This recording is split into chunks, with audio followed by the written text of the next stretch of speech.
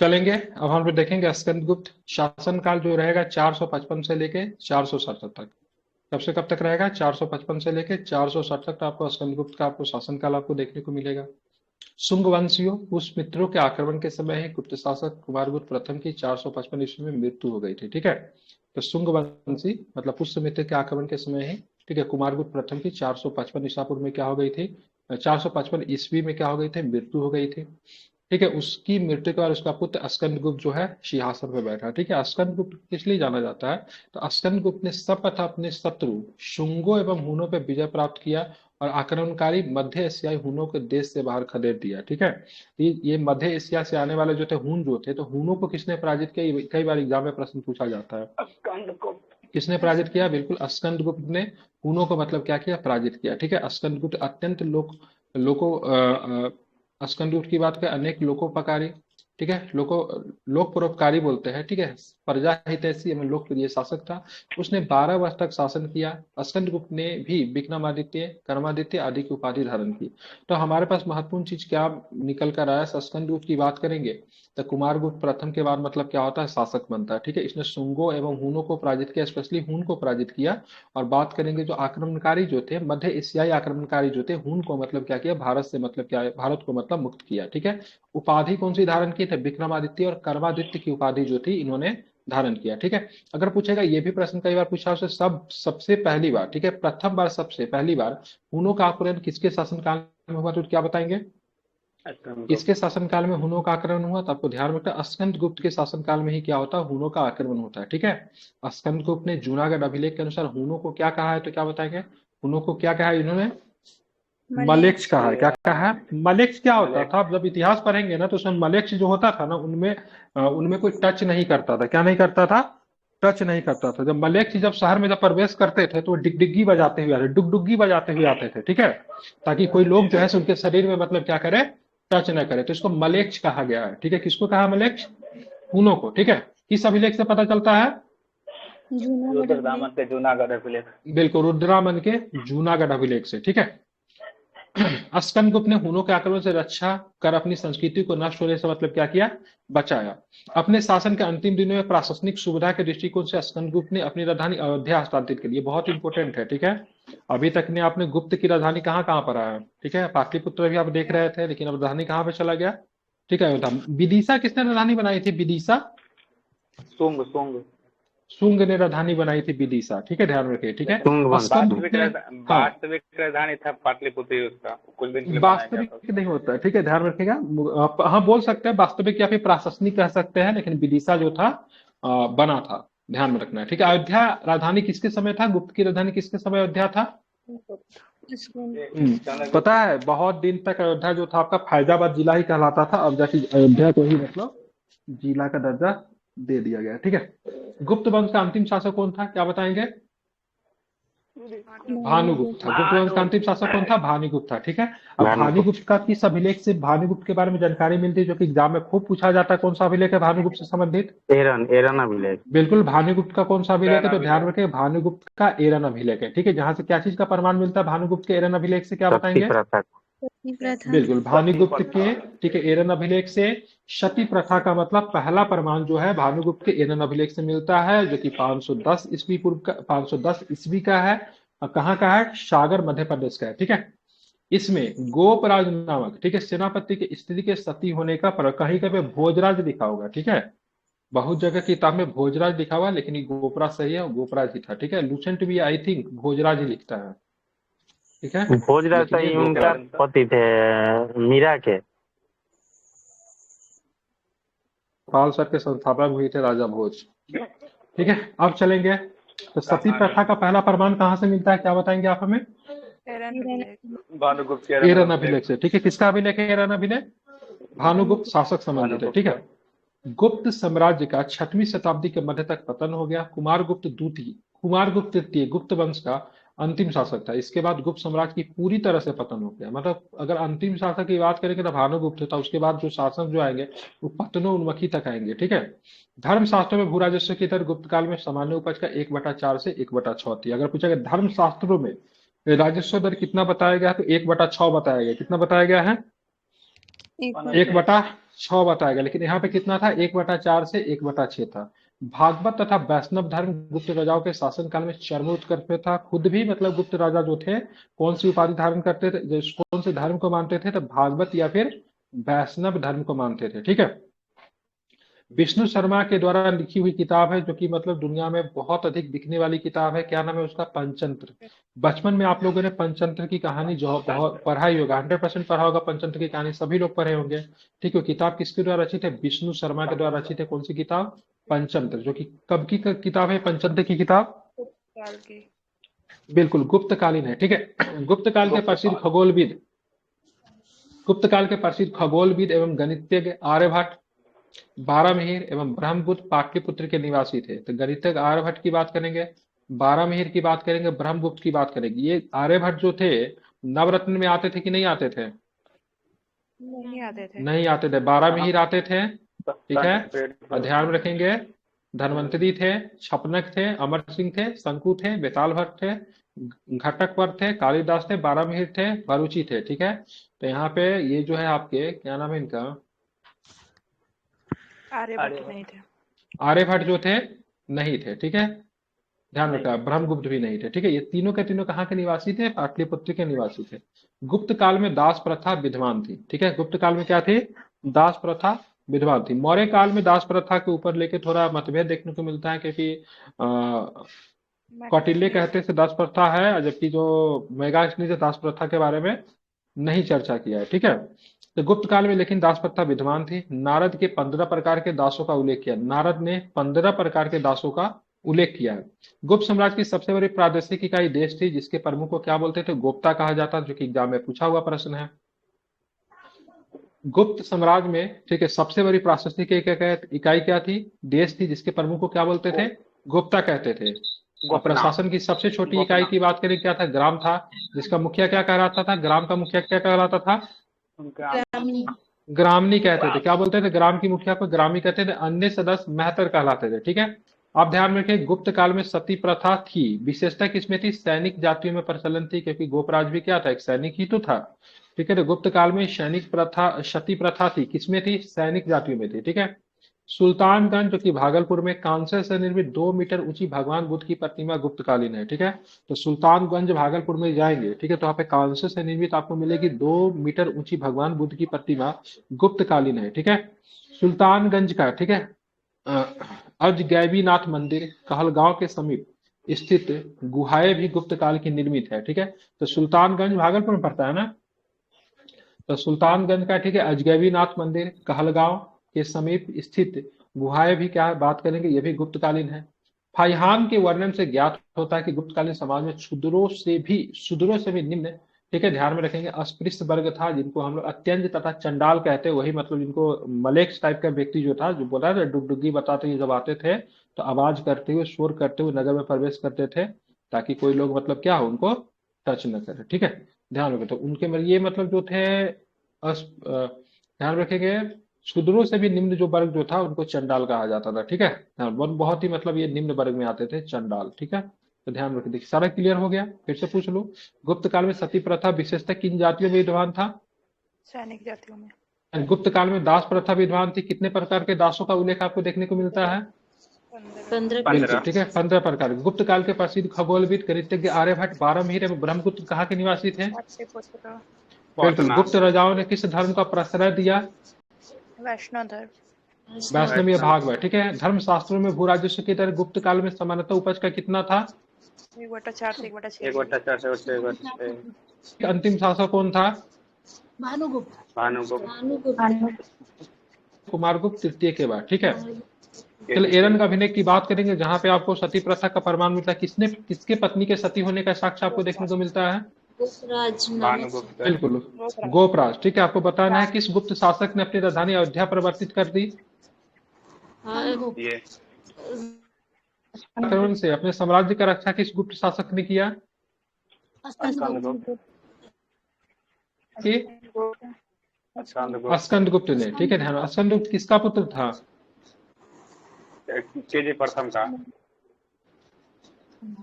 गुप्त काल में कला का विकास। ठीक है। गुप्त काल को गोल्डन एज कहा जाता है।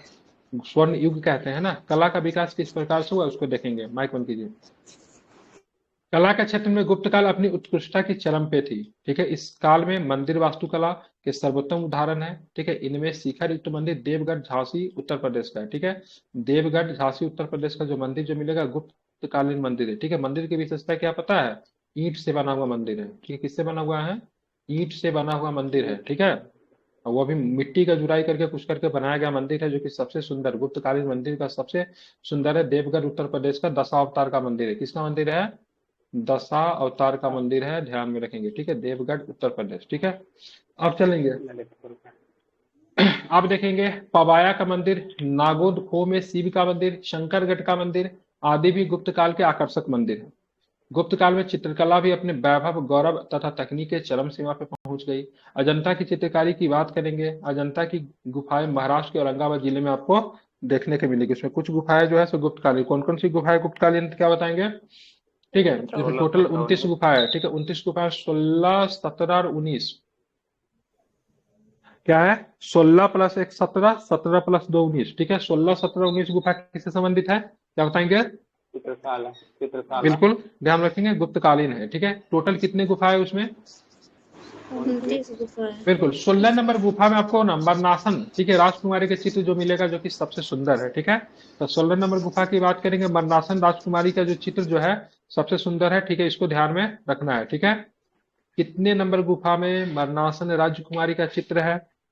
16 16 बिल्कुल, आपको बताना है अजंता की गुफाओं में टोटल 39 गुफा है। उसमें से कौन कौन सी गुफा जो है गुप्तकालीन है? 16 16 17 17 19 19 16 17 19। ठीक है, गुफा नंबर 17 किससे संबंधित है? जातक रानी कथा। मरनासा जातक कथाओं से संबंधित है। ठीक है, गुफा नंबर 17 की बात करेंगे, जातक कथाओं से संबंधित है। ध्यान में रखना, इसमें बुद्ध का यशोधरा से भिक्षा मांगते हुए और यशोधरा और राहुल को, ठीक है, बुद्ध को सौंपते हुए दिखाया गया है। ठीक है, देखिए कितना मतलब ये दर्दनाक सीन होगा। ठीक है, सबसे पहले बुद्ध भगवान को, बुद्ध तो बन गए, ठीक है, लेकिन वो सबसे पहले अपना सोते हुए, ठीक है, सोते हुए अवस्था में, ठीक है, आधी रात में अपनी पत्नी और एक अबोध बालक को छोड़कर चले जाते हैं। ठीक है, उसके बाद मतलब जो पिता जब बहुत अधिक चिंता जो जब उनके पिता जब बहुत अधिक चिंतित होते हैं, तो बहुत सारे लोगों को मतलब बुद्ध भगवान से मिलने के लिए भेजते हैं। से किसी भी तरह बुद्ध को बोलना से मुझसे आकर मिले। ठीक है, लेकिन जो भी व्यक्ति जाता था सबके सब बुद्ध शरणम गच्छामि हो जाता था, वहीं पे रुक जाता था। तो काफी लोग गया, लौट के कोई नहीं आया, सबके सब वहीं पे रुक गया। अंतिम एक व्यक्ति को भेजा गया और उसके पिता ने कहा से देखो, हम मैं जानता हूं से तुम लौट कर वापस नहीं आओगे, लेकिन जाते ही बता देना। से पिताजी याद कर रहे थे, पिताजी बहुत ही ज्यादा बीमार है। ठीक है, व्यक्ति जाते ही बता देता वापस तो भी नहीं आता है। तो मतलब फिर मतलब ये बुद्ध भगवान जो है अपने राज्य में प्रवेश करते हैं। राज्य में जाते ही सबसे भिक्षा मांगने लगते हैं। जो अपने भी घर में आते हैं तो भिक्षा मांगते हैं। और सबसे पहली बात, पत्नी को फेस करे तो करे, क्योंकि गलती तो इन्होंने किया था। ठीक है, पत्नी के देखिए, इतिहास में बहुत ऐसी किताब है जो महिलाओं पे केंद्रित होकर बनती है, लेकिन इतिहास की एक किताब है ना, वो महिलाओं को केंद्रित करके बनाया गया है, जो कि दिनकर के द्वारा शायद लिखा गया है, नाम भूल रहा हूँ, दिनकर के द्वारा शायद लिखा गया है, जिसमें इतिहास की वैसी महिलाओं का चर्चा किया गया जो कि इतिहास में न मतलब अनसंग वॉरियर वो हो गए, जिनके पति तो बहुत अधिक प्रसिद्ध हो गए, लेकिन पत्नी का पीछे का जो मतलब उनका जो संघर्ष था कभी किसी ने नोटिस नहीं किया। उसमें चर्चा किया गया बुद्ध भगवान की पत्नी को, उर्मिला के पत्नी, उर्मिला का चर्चा किया गया है, क्योंकि मतलब क्या थे, लक्ष्मण जी की पत्नी थी। सीता जी को तो बहुत प्रसिद्ध ख्याति सब कुछ मिले, अपने पति के साथ भी थी, लेकिन 14 वर्ष तक भी तो तपस्या तो आप देखेंगे तो उर्मिला भी कर रही थी। तो इतिहास की बहुत सारे मतलब महिलाओं को वहां पे किताब में चर्चा किया। उसी किताब में इस चर्चा को लिखा गया है, जिस समय बुद्ध भगवान, ठीक है, जब फेस करते जब यशोधरा से, तो समझ में नहीं आता है, बोलू तो बोलूंगा, तो उनसे बोलते भिक्षा, मतलब उनसे भी भिक्षा ये मांग देते, ठीक है, लेकिन वो महिला इतनी महान थी, सो उन्होंने अपने पुत्र तक को मतलब क्या किया, दान दे दिया। ठीक है, तो दैट्स लेवल ऑफ ग्रेटनेस। ठीक है, ये महिला के इतिहास में, ठीक है, बुद्ध के पत्नी को the greatest of all women कहा गया है। ठीक है, तो इतनी महान थी कि अंतिम अंतिम समय में अपने पुत्र को मतलब क्या किया, दे दिया। उसी चित्र से प्रभावित है आपका ये बुद्ध का गुफा नंबर 17। ठीक है, ध्यान रश्मि में रथी रखेंगे है इसको। क्या वो? हाँ, रश्मि रश्मि रथी रथी में बुद्ध नहीं, है क्या? रश्मि रथी नहीं है। ठीक है, मैं बता देता हूँ, मैंने एक बार इस पर लिखा भी था कुछ। क्या ठीक है मैंने, हाँ, मैं बता देता हूँ, मैथिली शरण गुप्त।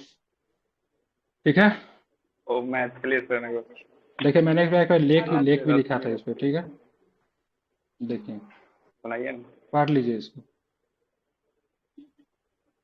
हाँ, कहा तो वो क्या मुझको अपनी पथ बाधा है, तो वह मुझसे कहकर जाते, ठीक है, तो क्या मुझको अपनी पथ में बाधा ही पाते, मतलब अगर वो मुझको बता कर जाते तो क्या मैं उनकी मार्ग की बाधा बनती। मुझको बहुत उन्होंने माना फिर भी क्या पूरा पहचाना, मतलब उनको मानते पहचानते सब कुछ, लेकिन फिर भी हमको पहचान नहीं पाए।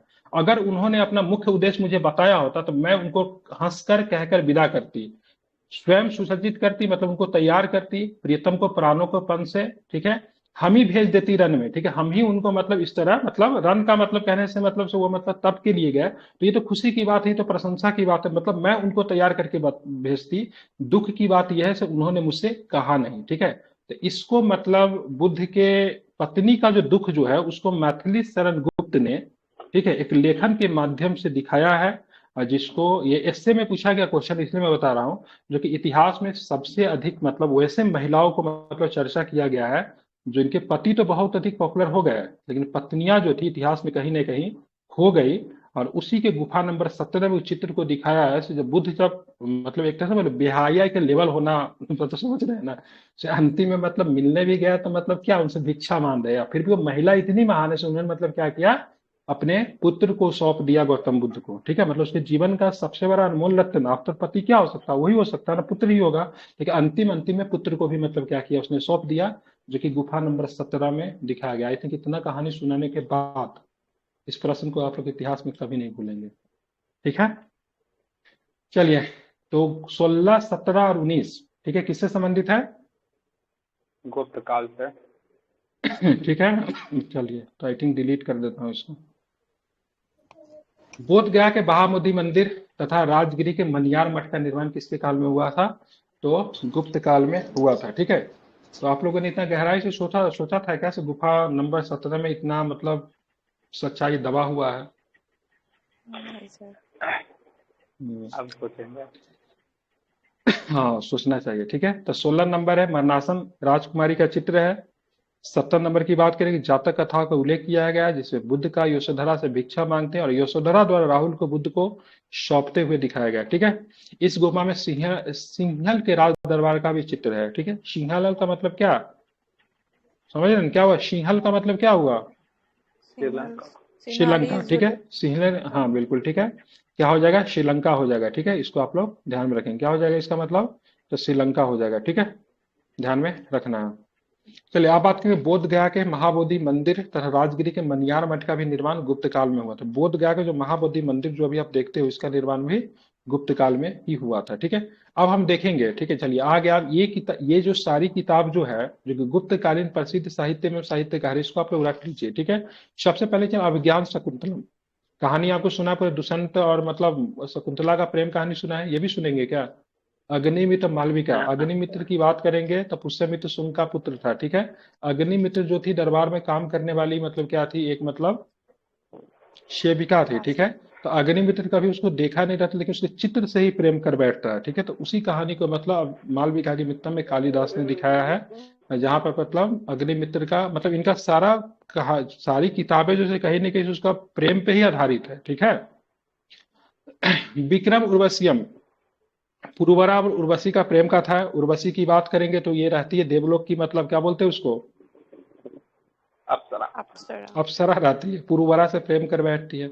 अब आते हैं स्वप्न वास दत्ता, ठीक है, उदयन और वास दत्ता की कथा है।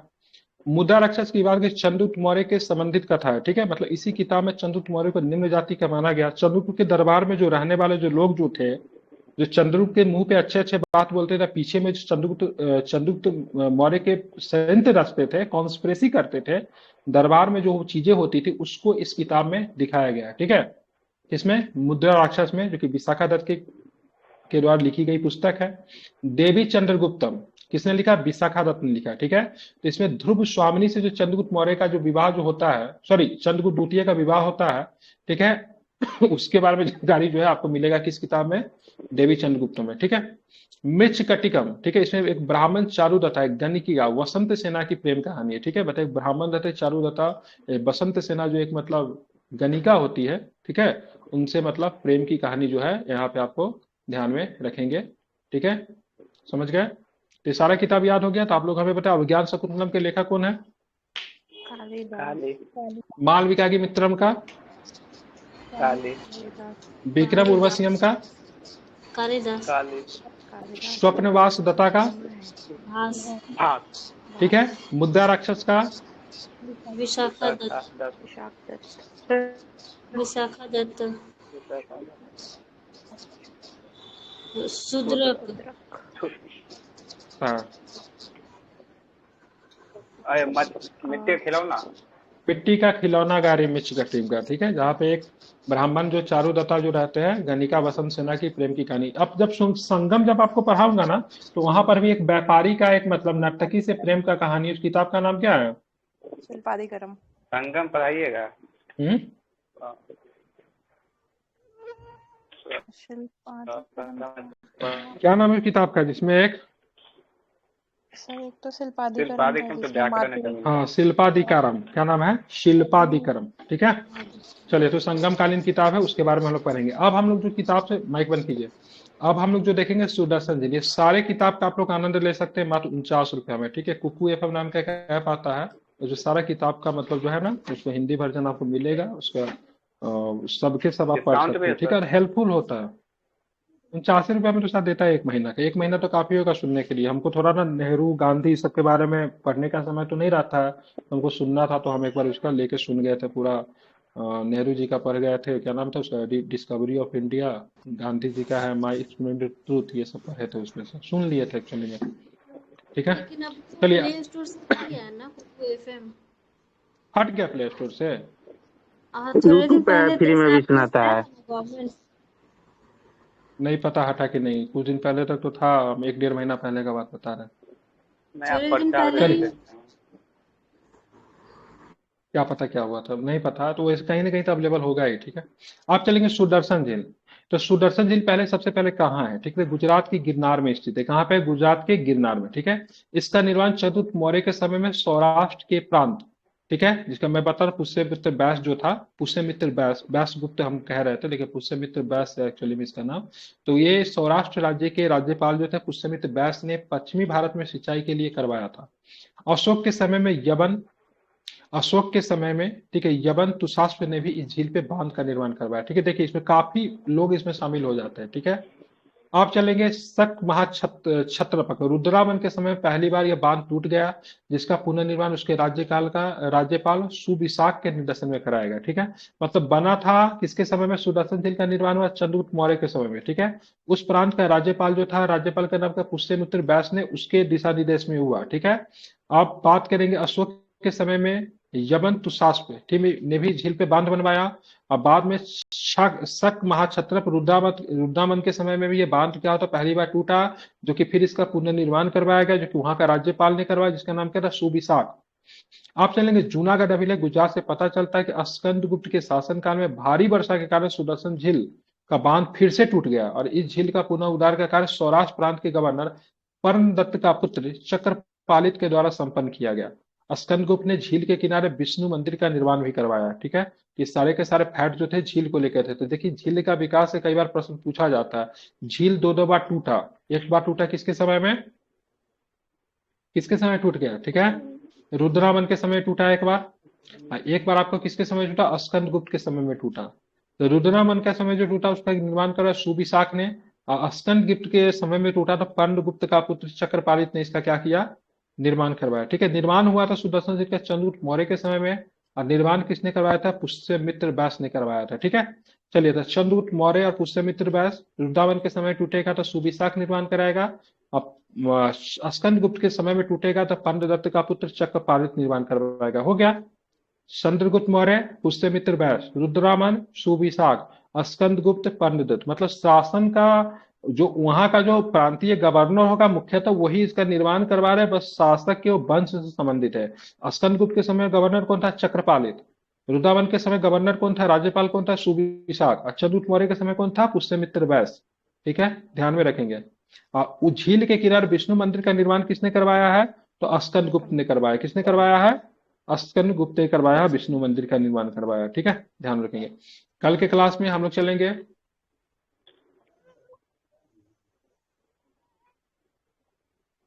गुप्त काल के बाद बिहार को हम लोग पढ़ेंगे, ठीक है। कल के क्लास में गुप्तकालीन बिहार के बाद के सिनारियो को हम लोग देखेंगे, जो कि कल के क्लास में होगा, ठीक है। सर स्क्रीन अभी नहीं कुछ दिख सॉल्व रहा है।